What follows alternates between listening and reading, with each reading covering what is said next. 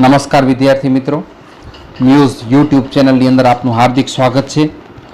वाणिज्य व्यवस्था और संचालन धोरण 11 धंधाकीय सेवाओं 1 पाठ 1 नी अंदर आज आपणे वीमानुं खानगीकरण पछी वीमा नियमन और विकासनी सत्ता और टपाल सेवा एना विषे आपणे आज अभ्यास करशुं। तो वीमानुं खानगीकरण विषे बात करीए आपणे। भारत में वीमानी शरूआत खानगी क्षेत्रथी थई हती। विद्यार्थीओ आपणे नुकसान सामे रक्षण मळे एटला माटे आपणे वीमो उतरावीए छीए। तो भारत में वीमानी जे शरूआत छे खानगी क्षेत्रथी थई। भारत में ब्रिटिश शासन हतुं, हुकूमत एमनी हती। आ कारणे घणी बधी विदेशी वीमा कंपनीओए पण भारत में वीमा कार्यनी शरूआत करी। कारण के ब्रिटिश हुकूमत भारतने अंदर होवाने कारणे वीमा कंपनीओ पण घणी बधी आवी गई अने वीमाना कार्यनी शरूआत करी। अयोग्य वेपारी रस्मों आचरवामां आवती होवाने कारणे 19मी जान्युआरी 1956 ना रोज एक वटहुकम सरकार द्वारा बहार पाडवामां आव्यो अने जीवन वीमाना धंधानुं राष्ट्रीयकरण करवामां आव्युं। वीमा कंपनी जे आवेली हती ए अयोग्य रीत रस्मों अपनाववाना आक्षेप सतत थता हता। आ कारणसर 19मी जान्युआरी अने 1956 ना रोज एक वटहुकम बहार पाडवामां आव्यो अने जे आ जीवन वीमानो जे धंधो हतो एनो आखुं राष्ट्रीयकरण करी नाखवामां आव्युं। अने पछी भारतीय जीवन वीमा निगम यानी के LIC life insurance corporation of India नी स्थापना थई। आम जीवन वीमा क्षेत्रे भारतीय जीवन वीमा निगम में एक हथुं इजारानी शरूआत थई। इजारो एटले शुं? तो अर्थशास्त्रनी भाषामां आपणे समजीए कि बजार में एक वेचनारो होय ने असंख्य खरीदनारा हो। यानी एक वेचनारो होय तो गमे एवा भावताल नक्की करी सके। उदाहरण तरीके रेलवे, मैं तमने इजारानी आ वात समजावी। इजारो कोने कहेवाय हवे तमने आ बराबर समजाशे कि LIC नी स्थापना थई। आ कारणसर जीवन वीमा क्षेत्रे जाणे भारतीय जीवन वीमा निगम छे एक हथो इजारानी जे छे ए शरूआत थई। सामान्य वीमानी शरूआत भारत में ब्रिटिशरों द्वारा थई हती। सामान्य जे वीमो उतरावीए छीए आपणे एनी शरूआत जे छे ए भारत में जे अंग्रेजो आव्या हता एनाथी थई हती। सामान्य वीमा उपर पण समयांतरे नियंत्रण मुकाता रह्या। आजादी पछी पण ए चालू रह्या अने 1972 में सामान्य वीमा वेपार राष्ट्रीयकरण कायदा द्वारा 1 जान्युआरी 1973 थी तमाम सामान्य वीमा कंपनीओनुं राष्ट्रीयकरण करवामां आव्युं। वीमा क्षेत्रनी कामगीरीनी समीक्षा माटे एक समितिनी रचना करवामां आवी, जेना अहेवालने कारणे भारत सरकारे विदेशी वीमा कंपनी भारतीय कंपनीओ साथे सहयोग करे अने वीमानो धंधो करवानी जोगवाई करी अने 1999 नी अंदर वीमा नियमन विकास सत्ता यानी कि IRDA insurance regulatory and development authority any स्थापना करवामां आवी। तो आ रीते वीमानुं जे छे ए खानगीकरण करवामां आव्युं। वीमानुं खानगीकरण शा माटे थयो? तो छेल्लो मुद्दो जे छे एना विशेनी वात थोड़ी करीए कि वीमा क्षेत्रनी अंदर जे कामगीरी थई रही हती ए कामगीरीनी समीक्षा करवा माटे एक समिति बनी हती कि कामगीरी थाय छे तो केवा प्रकारे थाय छे। जेना अहेवालने कारणे भारत सरकारे विदेशी वीमा कंपनीओने भारतीय कंपनी साथे सहयोगमां वीमानो धंधो करवानी जोगवाई करी अने 1999 में वीमा नियमन अने विकास सत्ता जे छे एनी स्थापना करवामां आवी। हवे आपणे जे अभ्यास करशुं ए वीमा नियमन अने विकास सत्ता एना विषे वात करशुं। वीमा नियमन अने विकास सत्ता IRDA insurance regulatory and development authority. वीमानुं नियमन करवा अने विकास सत्ता ए भारतनी सर्वोच्च स्वायत्त कायदाकीय संस्था छे जे वीमा क्षेत्रना नियमन अने विकासनुं कार्य संभाळे छे। जेने IRDA कहीए छीए। IRDAनुं गुजराती नाम वीमा नियमन अने विकास सत्ता एक शुं छे तो कि भारतनी एक स्वायत्त यानी एक शब्दमां स्वायत्तनो अर्थ करो तो स्वतंत्र बराबर सर्वोच्च अने कायदाकीय संस्था छे जे वीमा क्षेत्रने लगता नियमन छे अने विकासनुं काम संभाळे छे।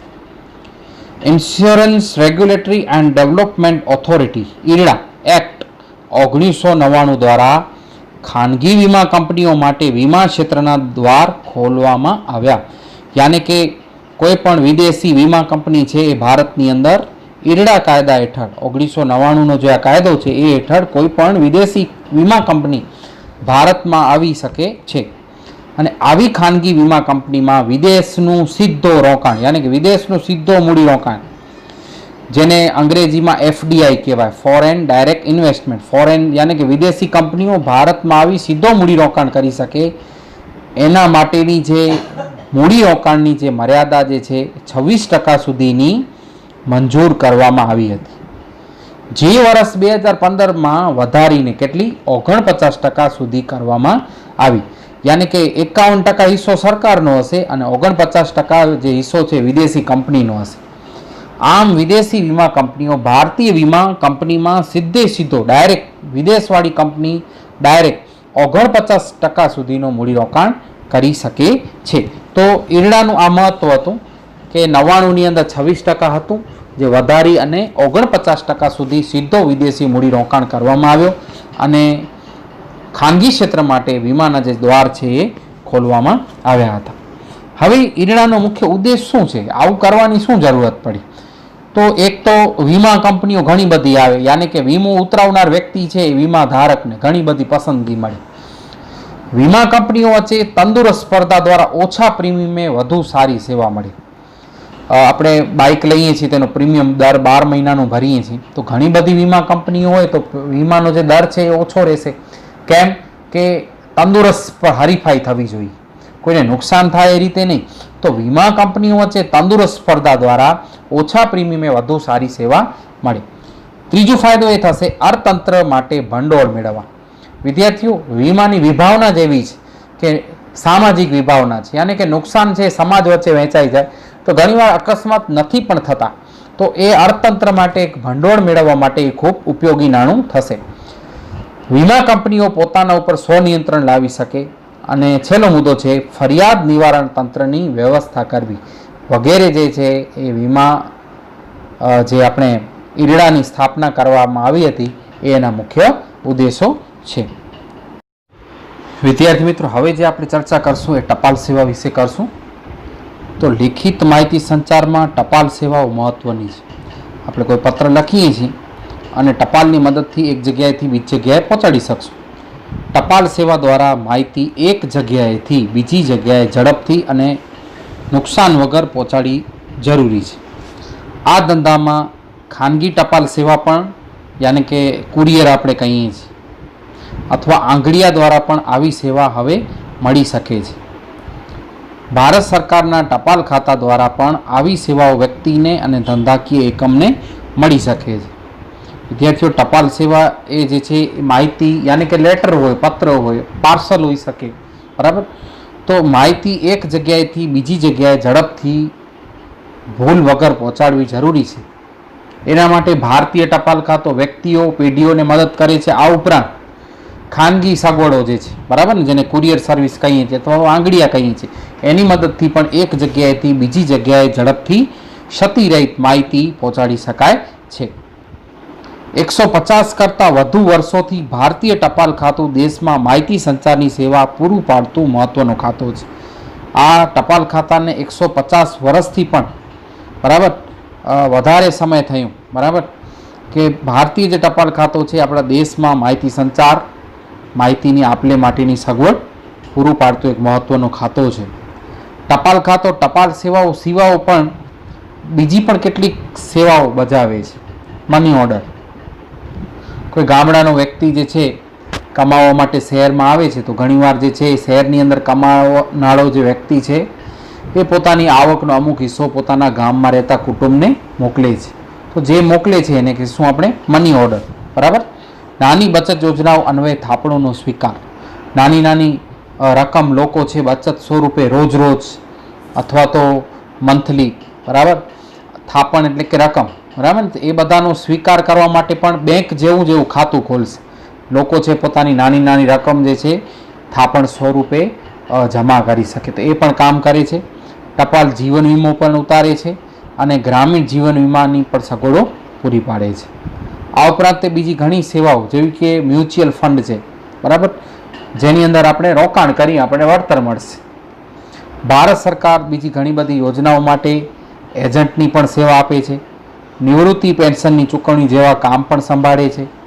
ટપાલ ખાતાને બેન્કિંગ સેવાઓ માટેની પરવાનગી પણ મળેલી છે. એટલે કે આપણે નાની નાની બચત યોજનાઓના જે રૂપિયા છે એ ટપાલ ખાતાની અંદર જમા કરાવશું અને આપણને જ્યારે જરૂર પડશે ત્યારે એ નાણાં ઉપાડી પણ શકશું. ટૂંકમાં બેન્કિંગ સેવાની સગવડની પણ એને પરવાનગી મળેલી છે.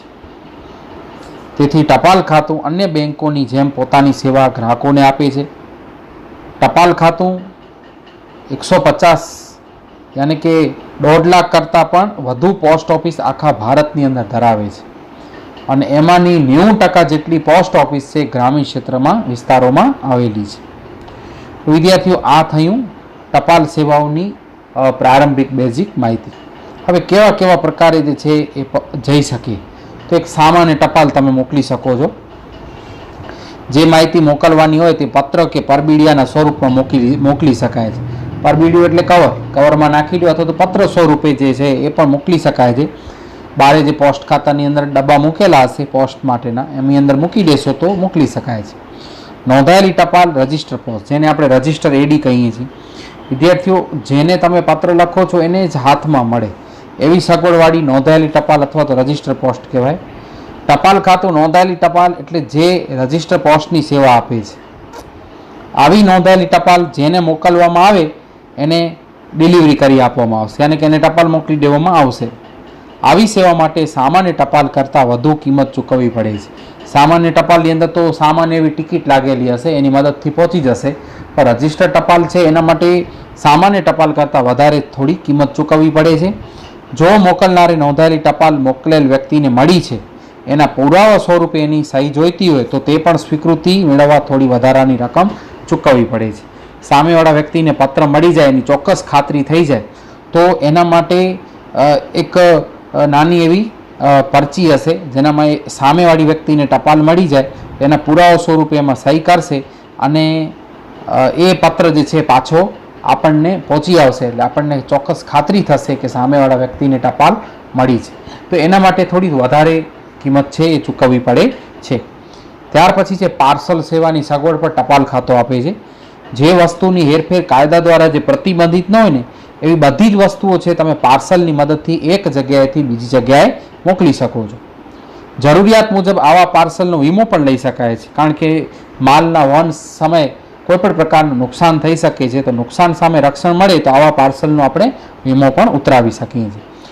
કોઈ પણ પોસ્ટ ખાતો છે ત્યાંથી તમે જઈ અને પાર્સલનું બુકિંગ પણ કરાવી શકો છો. સામાન્ય રીતે પાર્સલ જે મોકલનાર છે એ પાર્સલ મોકલવાની ફી પોસ્ટ ઓફિસને ચૂકવે છે.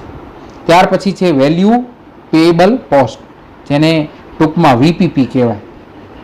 વીપીપીનો મતલબ શું? બધું જ વ્યવહાર ટપાલની મદદ, ઓર્ડર, માલ પહોંચાડો અને નાણાં મળે, બધું જ કામ જે છે એ પોસ્ટ ખાતા દ્વારા થાય.